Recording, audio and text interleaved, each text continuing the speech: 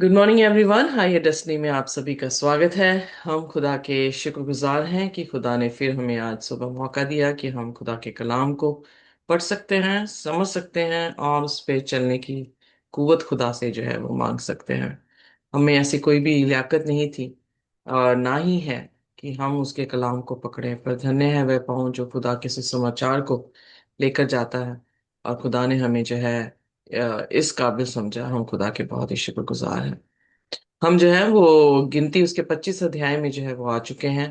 और गिनती के 24 अध्याय में हमने देखा किस तरह से बलाम और बिलाम और बालक जो थे वो इज़राइल को किस तरह से श्राप देने की कोशिश कर रहे हैं। हालांकि बिलाम जो है वो मिडल ऑफ द रोड है, या उसे कह सकते हैं कि दो नावों पे पांव रखने वाला एक व्यक्ति है, जिसके बारे में यीशु मसीह अपने गॉस्पेल में भी कहते हैं कि दो नावों पे पांव रखने वाला इंसान जो है वो कामयाब नहीं है, और दो स्वामियों की सेवा करने वाला भी कामयाब नहीं है, क्योंकि एक ही को प्रसन्न जो है वो हम कर सकते हैं। और यही चीज जो है हम बिलाम में उसकी कहानी में इसका उदाहरण जो है वो देखते हैं। बिलाम एक और चीज अच्छी जो सीखने को है वो ये है कि अ, बिलाम ने अंत में जो है अपनी नजरें उठा के जब इज़राइल को देखा तो वो खुदा के लोग उसको बड़े सुहावने लगे। उनका ऑर्डर, जिस तरह से उन्होंने अपने कबीले लगाए थे, और फिर उसके बाद वो जजमेंट जो है वो प्रोनाउंस कर रहा है, प्रोफेसाई कर रहा है। इज़राइल का महत्व यही था कि यीशु मसीह उसमें से जो है वो पैदा होगा। आज भी इज़राइल है, बट क्या इज़राइल जो है वो आ, खुदा के आज भी चुने हुए लोग हैं, या खुदा आज भी आ, उनको प्रथम जो है वो स्थान देता है।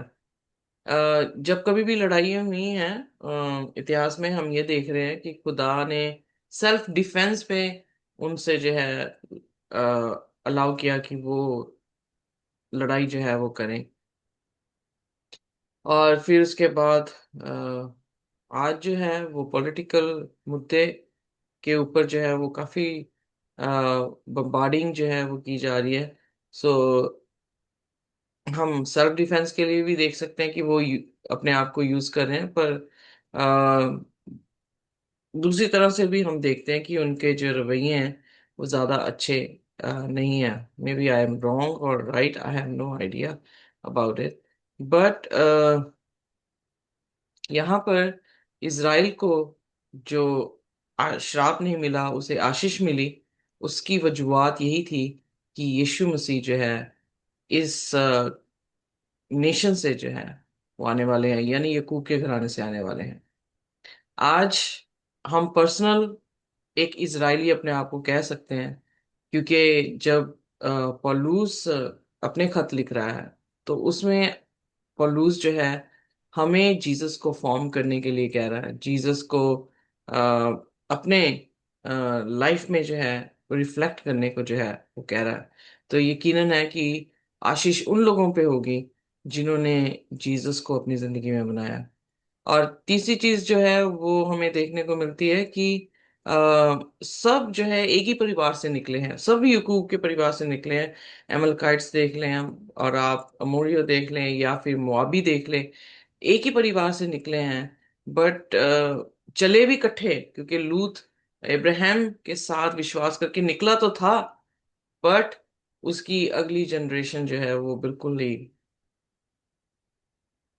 खुदा के करीब जो है वो नहीं रही। और इसीलिए हम भी निकले तो हैं खुदा के साथ उस सफर में, पर क्या हम अपनी मंजिल को जो कि खुदा में है उसे पा पाएंगे कि नहीं पा पाएंगे। बचपन से शायद हमें नाम, क्रिश्चियन नेम दिया गया है, क्रिश्चियन धर्म दे दिया गया है, बट क्या हम खरे उतरेंगे कि नहीं उतरेंगे। इसलिए सब उपदेशक उसके 7 अध्याय में कह रहा है कि व्हाट मैटर इज कि हम कैसे अपनी जर्नी को जो है वो खत्म करते हैं। कौन सी आयत है सिस्टर सिमरन? कह रहे हो? हम्म। बेशक उसका साथ अध्याय। यशाया। सब उपदेशक। सब उपदेशक 11 की लास्ट वाला चैप्टर था। ओके। लास्ट की मैं लास्ट।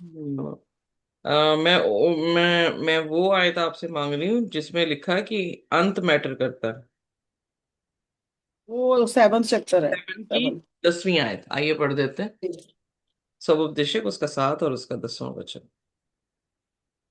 ये ना कहना बीते दिन इसमें से क्यों उत्तम थे, नहीं, किसी हम्म। काम के आरंभ से उसका अंत उत्तम है, और धीरजवंत पुरुष गर्व से उत्तम है। सो किसी भी चीज की शुरुआत से उसका अंत जो है वो क्या है, ज्यादा उत्तम है। सो हमने शुरुआत तो कर ली है कि हम मसीह में अपने आप को आगे बढ़ा रहे हैं, पर हमारा अंत कैसा है और कैसा होगा, वो ज्यादा जो है वो मैटर कर रहा है। सो ये है सब उपदेशक उसका 7 और उसकी 8वीं आयत।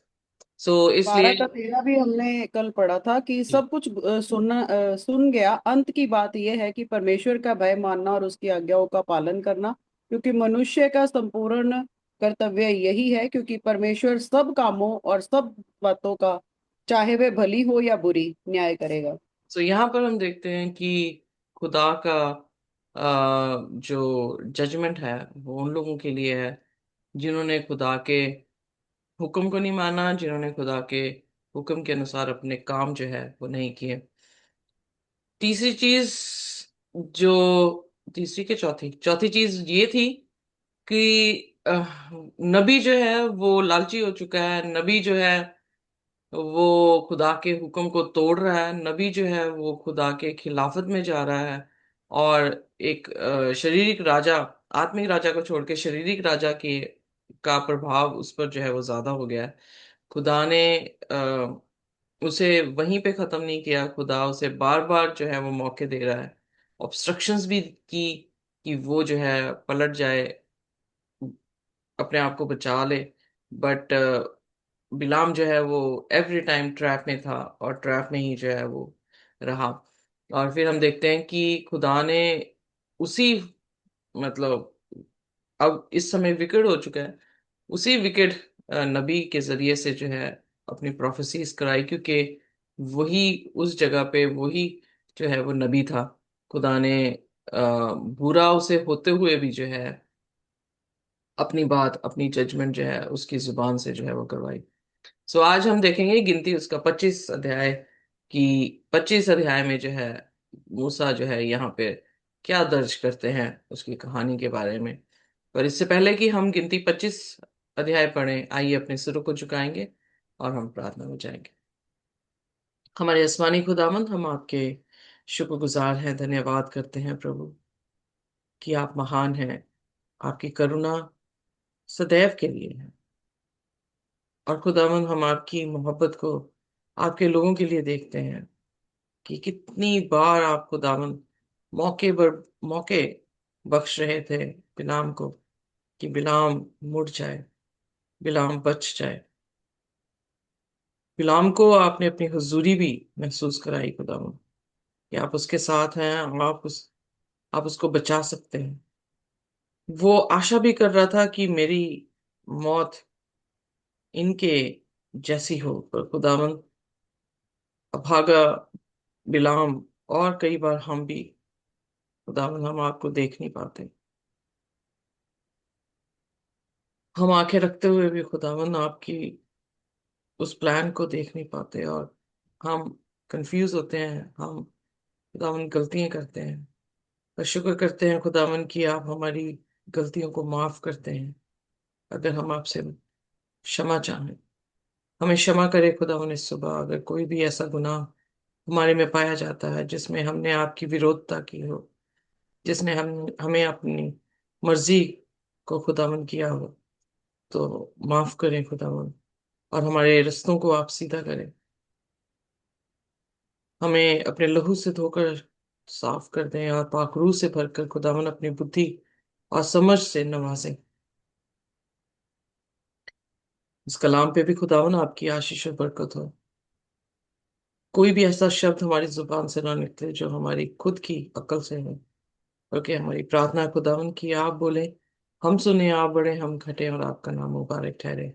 हम तमाम लोगों को खुदावन जो यहाँ पर पढ़ेंगे खुदावन उन्हें आशीष देना, और जो यूट्यूब के जरिए से भी सुनेंगे खुदावन उन पे भी आपकी खास आशीष रहे। इस प्रार्थना को हम यीशु नासरी के नाम से मांगते हैं, सुनिए और कबूल करें। Amen. आमीन। Amen. सो आइए, गिनती उसका 25 अध्याय है, उसकी पहली आयत से पढ़ना शुरू करेंगे। इसकी हेडिंग है इजराइलियों का वैश्य गमन और उसका दंड। इजरायली शित्तिम में रहते थे और लोग मोआबी लड़कियों के साथ कुकर्म करने लगे। और जब उन स्त्रियों ने उन लोगों को अपने देवता के यज्ञों में न्योता दिया, तब वे लोग खाकर उनके देवताओं को दंडवत करने लगे। सो इजरायली बालपोरा देवता को पूजने लगे। तब यहोवा का कोप इजराइल पर भड़क उठा। और यहोवा ने मूसा से कहा, प्रजा के सब प्रधानों को पकड़कर यहोवा के लिए धूप में लटका दे, जिससे मेरा भड़का हुआ कोप इजराइल के ऊपर से दूर हो जाए। तब मूसा ने इजरायली न्यायियों से कहा, तुम्हारे जो जो आदमी बालपोरा के संग मिल गए हैं, उन्हें घात करो। यहाँ पर हम देखते हैं कि शितिम में रहते हुए जो है, कैसे हो गया कि मुआबी लड़कियों के साथ कुकर्म जो है वो इजरायली ने कर दिया। आइए देखते हैं प्रकाशित वाक्य उसका 2 अध्याय और उसकी 14वीं आयत। आखिरकार ये किया किसने और हुआ कैसे? उसका जवाब जो है, खुदा ने जब ये 7 कलीसियाओं का जिक्र किया तो उसमें बलाम का भी जिक्र किया गया, जो प्रूफ और एविडेंस है कि बलाम इंसान के नाम, बलाम के नाम का इंसान जो है वो इस धरती में पाया जाता था।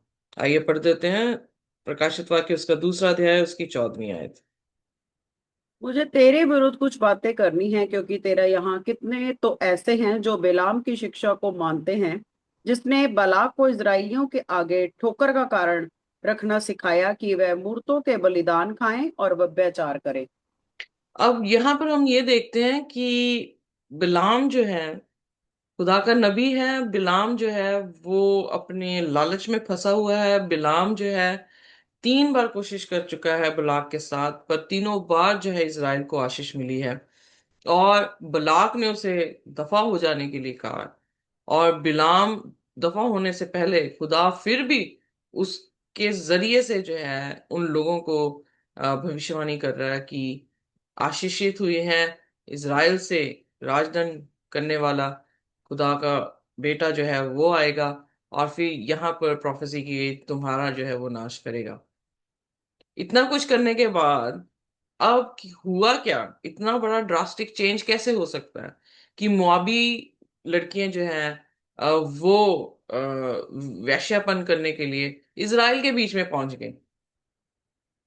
ये किसका दिमाग, शातिर दिमाग जो है वो चला कि ये किया गया? सो जब हम प्रकाशित वाक्य में इस अध्याय को पढ़ा है, जो हमने वचन पढ़ा है, उससे पता लगता है कि ये किसकी शरारत थी। सो एग्जैक्टली ये शरारत किसकी थी? ये शरारत थी बिलाम की। बिलाम जानता था कि खुदा ने इन्हें आशीष दी है, और खुदा आशीष के बदले श्राप नहीं देगा। बट अगर ये खुद पाप कर दें, अगर ये खुद खुदा के हुक्म को तोड़ दें, तो ये अल्टीमेटली कहां पर चले जाएंगे? अल्टीमेटली खुदा खुद इन्हें जो है वो श्राप दे दे। Are you getting me? जी। Am I right? या सो हम यहाँ पे देखते हैं कि वो वैसे नहीं, अगर उसका कहते हैं कि अगर घी सीधी उंगली से नहीं निकला, तो उसने क्या कर दी? टेढ़ी उंगली जो है वो करके दी। और अपने ऑनर को या रिवॉर्ड को, उसकी भी अब जिद होगी ना, ईगो, ईगो आ जाते हैं हम, ईगोइस्टिक कई बार हो जाते हैं कि अच्छा ऐसे है, नहीं नहीं मैं ये करके दूंगा इसको, ताकि ये मेरे बारे में बुरा ना सोचे, ये शख्स जो रिवॉर्ड देने वाला था मुझे, या मुझे पैसे पे करने वाला था, मेरा क्रेडिट जो है वो बैलेंस सही नहीं चल रहा, मुझे पैसे की जरूरत है, तो मैं इसको ये दे देता हूँ ताकि ये मुझे जो है वो पैसे दे। तो कई बार जो है हम पैसे के कारण जो है लालच हो जाते हैं, हम इनसिक्योर होते हैं और सिक्योरिटी ढूंढते हैं, तो पैसे के कारण जो है हम किसी भी जगह पे जो है वो गिर जाते हैं। सो यहाँ पर बलाम का ये बहुत बड़ा गुनाह बन गया कि उसने जब ये आइडिया दिया कि why don't you send your girls, कि तुम अपनी लड़कियों को उनके कबीले के लड़कों के बीच में क्यों नहीं डाल देते हो। और इनफैक्ट जब उन स्त्रियों ने उन लोगों को अपने देवताओं के, सो जस्ट इमेजिन कि एक दिन का ये हिसाब किताब नहीं था। एक दिन में आप किसी को नहीं कह देंगे कि मेरे भगवान की पूजा करो और वो करने लग जाएंगे। इट मीन्स वो हिप्नोटाइजिंग या वो अट्रैक्शन इतनी स्ट्रांग थी कि दे बाउ डाउन बिफोर गॉड, प्योर। उन्होंने सोचा भी नहीं कि वो पाप कर रहे हैं। हालांकि 10 हुक्म दे दिए गए हैं, पहला और दूसरा हुक्म, जिसमें ये दर्ज है कि एक ही खुदा को उसकी उपासना करनी है, किसी भी बुत की उपासना नहीं करनी, इमेज नहीं बनानी, इमेज के सामने सिर जो है वो नहीं झुकाना है। अब 20 लाख लोग हैं और मूसा जो है उसका टेंट जो है वो बिल्कुल सेंचुरी के पास है, और जो एजिस में है, यू नो, वहां के लोग। सो आप इमेजिन करें, एक और चीज बहुत अच्छी लगी मुझे, कि जितने आप खुदा के करीब होंगे उतने आप सेफ हैं, जितने आप खुदा से दूर अपने टेंट को लगा के बैठे होंगे उतने आप क्या हैं, शत्रु के हाथों में।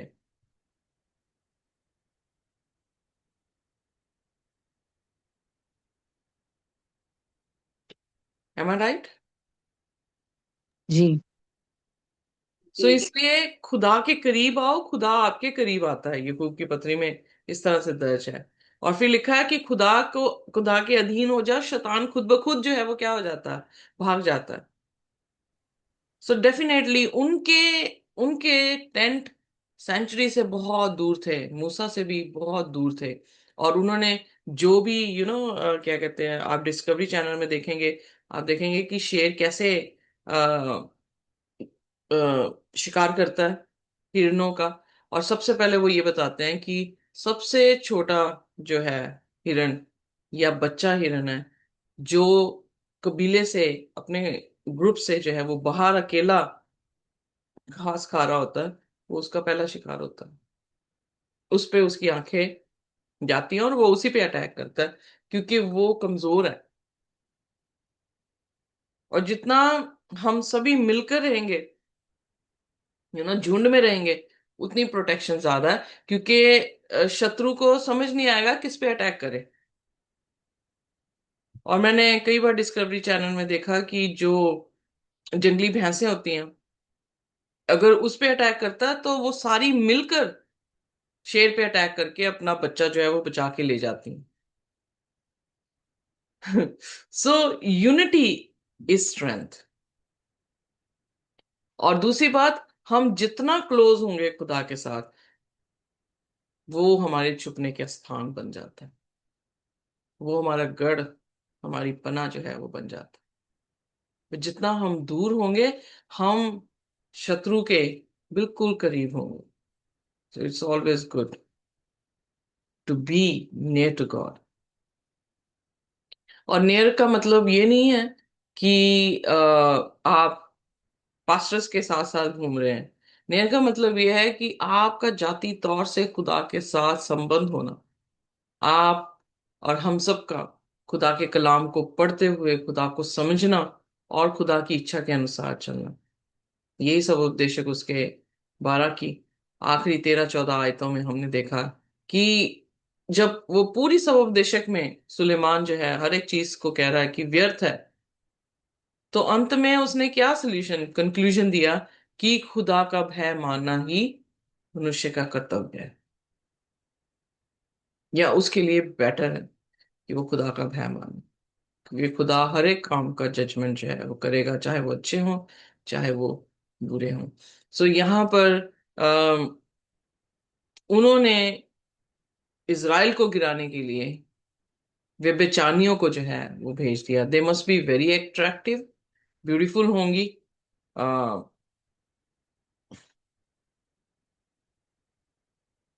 स्टनिंग होंगी,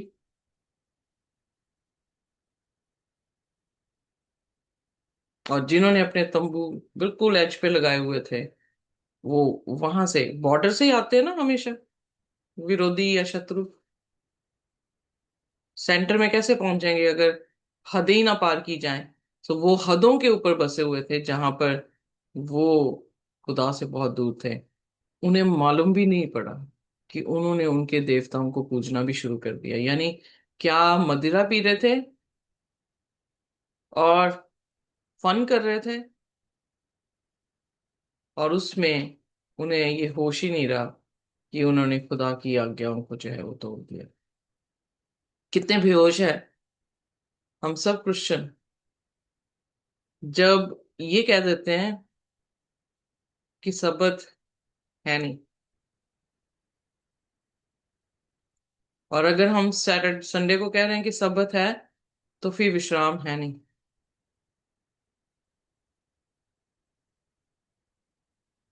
वचन यानी हुक्म हुक्म है। अगर हम किसी भी तरीके से थोड़ा या ज्यादा तोड़ रहे हैं, तो हमारी इंटेंशंस अगर रॉन्ग है उसके लिए, तो we have broken the law. यहाँ पर शत्रु ने उन्हें कैसे घेरा, उनको फन देकर, और उन्होंने भी जो है वो क्या कर दिया, दंडवत कर दी उनके देवताओं को। और वह लोग खाकर उनके देवताओं को दंडवत करने लगे। यूं इज़राइल बारपोर देवता को पूजने लगे। Can you imagine that? 38 साल पहले उन्होंने एक बछड़े को बनाया, सोने के बछड़े को बनाया। हारून ने उनके कहने पे बनाया और उन्होंने उसकी जो है वो पूजा की। 38 साल मौजे खुदा कर रहा है, उनके बीच में रह रहा है। दिन में जो है वो बादल का खंबा, और रात में अ, रोशनी का खंबा बन के उनको अपनी प्रेजेंस दिखा रहा है। But still they worshipped their gods. तब यहोवा का कोप इज़राइल पर भड़क उठा। मकसद क्या था बलाक का? कि शराब दिया जाए। मकसद क्या था? इनको मार दिया जाए। खुदा ने वो मकसद पूरा नहीं होने दिया, जबकि उसने ये सोचा कि नबी ये कर देगा। बट नबी ने उस मकसद को कैसे पूरा किया? उसने उन्हें व्यभिचार में डाल के जो है वो पूरा कर दी। बाइबल में लिखा, पौलुस जो है वो कहते हैं कि मुझे आयत अभी याद नहीं है कि जिसके साथ आप लेटते हैं आप एक तन जो है उसके साथ हो जाते हैं। और आई थिंक फर्स्ट कुरिन्थियंस के 10 अध्याय में मेज का जिक्र कर रहा है कि जो आइडल वर्शिप का जो प्रसाद है उसके बारे में जो है वो जिक्र कर रहे हैं। और वहां पर वो ये कहने की कोशिश कर रहे हैं कि जब हम उनके मेज पे बैठते हैं तो हम उनके साथ क्या हो जाते हैं, एक हो जाते हैं। जब हम खुदा की मेज पे बैठ के उसके बदन को खा रहे हैं तो हम खुदा के साथ क्या हो रहे हैं, एक हो रहे हैं। सो हम क्या डिसाइड कर रहे हैं कि किसके साथ जो है वो एक होंगे। यहाँ पर उनके साथ खा पी रहे हैं। They did eat and they worship their god. और कोप इसीलिए खुदा का उन पे आया कि उन्होंने उनके साथ एका कर लिया। वो कौन है? ये आइडल्स कौन है? डेविल है, जिसके साथ एका हो गया पर पता नहीं लगा उन्हें। इंटेंशनली भी होगा, उनके दिमाग में आया भी होगा, जैसे हमारे दिमाग में कई बार आता है कि यार ये पाप है, फिर हम कहते हैं, चल कोई करूँगा, फायदा हो रहा है हमें। तो उनको भी फायदा हो रहा था, उन्हें लड़कियां मिल रही थी, और इसी वजवात से जो है वो उन्होंने खुदा का इनकार कर दिया और उनके देवताओं। और अगर वो उनके देवताओं को झुके प्रणाम कर रहे हैं, इमेजिन करें कि उन्होंने उन उन जो कि व्यभिचारिणी थी, उन लड़कियों को अपना भगवान पहले माना होगा, और उनके कहने पे, उनके इशारों पे जो है वो चल रहे थे। कैसी कंडीशन हुई होगी? शैतान ने क्या बना दिया उनको? आइए देखते हैं रोमियो उसका 6 और उसकी 16वीं आयत, आई थिंक।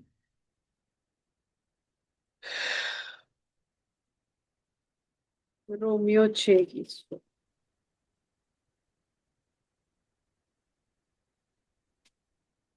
या 6 की 16वीं। क्या तुम नहीं जानते कि जिसकी आज्ञा मानने के लिए तुम अपने आप को दास की नाई सौंप देते हो, उसी के दास हो, और जिसकी मानते हो चाहे पाप की, उस जिसका अंत मृत्यु है, चाहे आज्ञा मानने के जिसका अंत धार्मिकता है।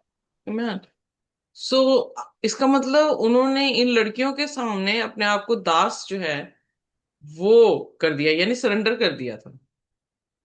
उन्हें ऐसा लगा ये सबसे उत्तम चीज है जो हमें मिली है, और हम सरेंडर कर देते हैं।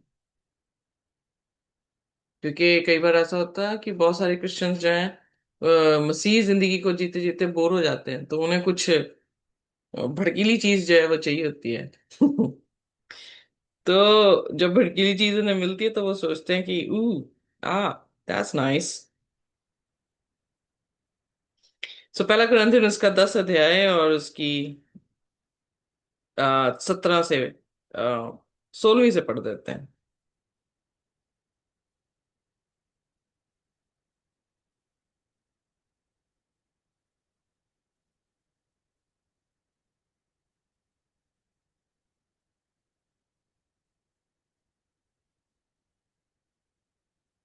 16 से। 20 तक पढ़ते हैं।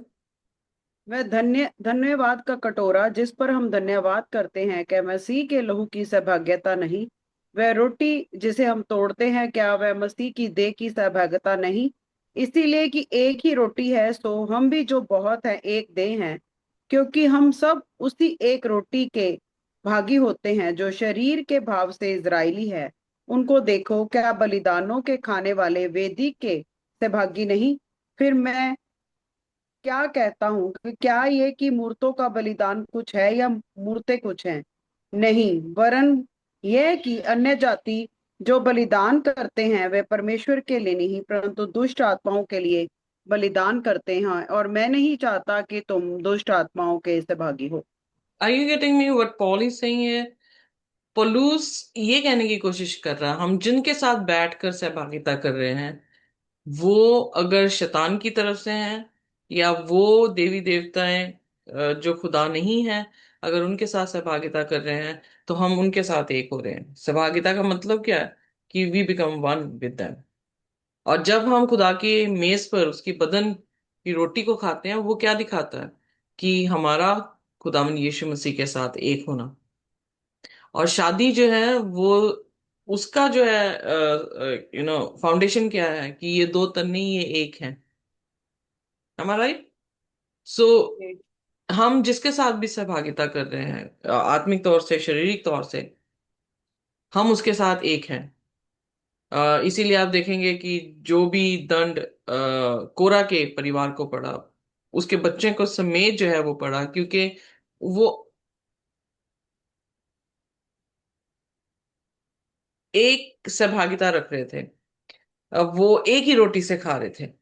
आई मीन से कि उनके विचारधाराएं जो हैं वो क्या हो गई थी? एक हो गई थी। यहां पर भी उनकी विचारधाराएं क्या हो गई हैं? एक हो गई हैं। किनके साथ? मुआबी लड़कियों के साथ। हो सकता है कि क्या पता उनके दिमाग में आओ ये भी हमारे चचेरे भाई बहन ही है, फिर ये हमसे हमें इनसे अलग क्यों किया जा रहा है? ये भी बहुत खूबसूरत लोग हैं। ये भी बहुत परफेक्ट ह्यूमंस हैं। कई बार क्रिश्चियन वर्ल्ड में ये कंसेप्ट आ चुका है कि हम मसीह हों या ना हो, पर अच्छे इंसान होने हमें बहुत जरूरी है। तो बड़ा ट्रेंड चला हुआ है अच्छा इंसान होना। यीशु मसीह के लोग से धुले चाहे ना धुले, पर हमारा अच्छा बर्ताव होना चाहिए। हम बड़े हम्बल होने चाहिए, हम बड़े काइंड होने चाहिए। सो वो भी सोच सकते हो, सोचे होंगे हमारे जैसी अकलें हैं उनकी, हम भी उनके जैसे हैं, पाप में पैदा हुए। तो हम भी कई बार सोचे चलो कोई बात नहीं, अगर मसीह यीशु मसीह को नहीं भी मानते हैं पर अच्छा इंसान तो है, कर लेते हैं शादी।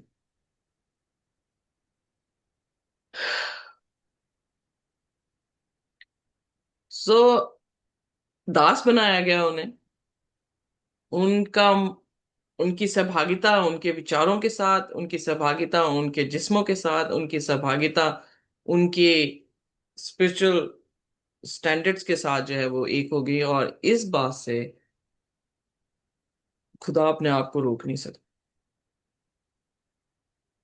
खुदा आपकी प्रोटेक्शन करते रहते हैं, पर जब आप उसके छुपने के स्थान से बाहर निकल जाएं, और यही बात थी कि इज़राइल में छुपने के स्थान बनाए गए थे, रिफ्यूजी कैंप्स, और उसमें अगर कोई आ जाता था तो दुश्मन उसको अंदर आके मारता नहीं था जब तक कि वो उस छुपने वाले स्थान से बाहर निकल ना जाए। और जब वो निकल जाता था तो दुश्मन के ऊपर उनका खून जो है वो नहीं होता था, क्योंकि वो खुद डिसाइड करके गए हैं बाहर जाना।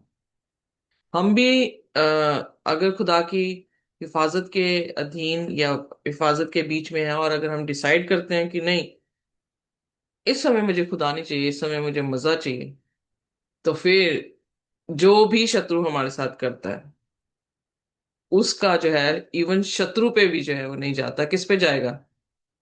हम पे।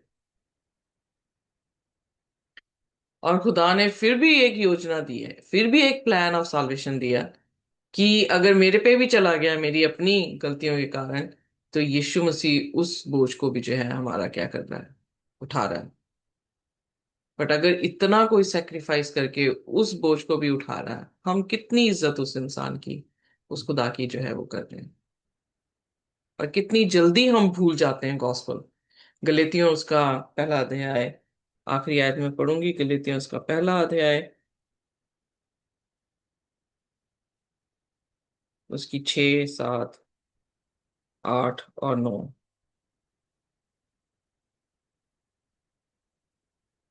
जी। मुझे आश्चर्य होता है कि जिसने तुम्हें मसीह के अनुग्रह में बुलाया, उससे तुम इतनी जल्दी फिर कर और ही प्रकार के सुसमाचार की ओर झुकने लगे। परंतु वह दूसरा सुसमाचार है ही नहीं। पर बात यह है कि कितने ऐसे हैं जो तुम्हें घबरा देते और मसीह के सुसमाचार को बिगाड़ना चाहते हैं। परंतु यदि हम या स्वर्ग से कोई दूत भी उस समाचार को छोड़ जो हमने तुम्हें सुनाया है, कोई और सुसमाचार तुम्हें सुनाए, तो वह श्रापित है। Amen. Amen. सो वो सुसमाचार क्या हमने सुना है जो पौलुस ने सुनाया है? अगर हमने नहीं सुना होगा तो हम इजली जो है वो बह जाएंगे किसी भी डॉक्ट्रिन में। पर अगर सुन रखा होगा तो बड़ा मुश्किल होगा हमें जो है वो हिला देना।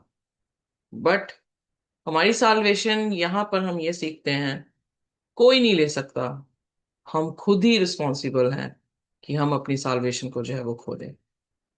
पर आर वी दैट मच फूल? क्या हम इतने मूड हैं कि हम समझ नहीं पा रहे साल्वेशन को, और हम इजिली जो है अपनी साल्वेशन को खो रहे हैं? तो गलती खुदा की नहीं है, खुदा ने अपना काम कर दिया है।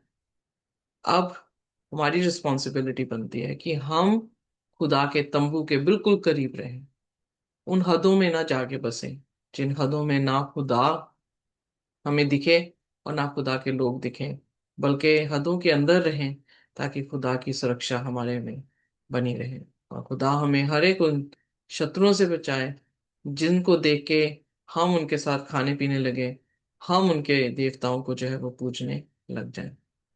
Stand still in the Lord. खुदा के बीच में खड़े रहना जो है ही हमारा व्हाट यू कॉल बचाव है, हमारी सुरक्षा है। और खुदा ही हमारी सुरक्षा है। सो आइए हम खुदा में जो है अपने आप को पूर्ण तौर से दें, जहाँ पे गलतियां हैं उनका अंगीकार करते चले जाएं, और खुदा के कलाम को पढ़ते हुए अपने आप को दुरुस्त करते चले जाएं, खुदा की हिफाजत में रहें, ताकि शत्रु हमारा कुछ भी जो है वो बिगाड़ ना सके। आमीन। Amen. सो आइए अपने सिरों को झुकाएंगे, और कोई भी जन जो है वो हमारे लिए प्रार्थना कर सकता है।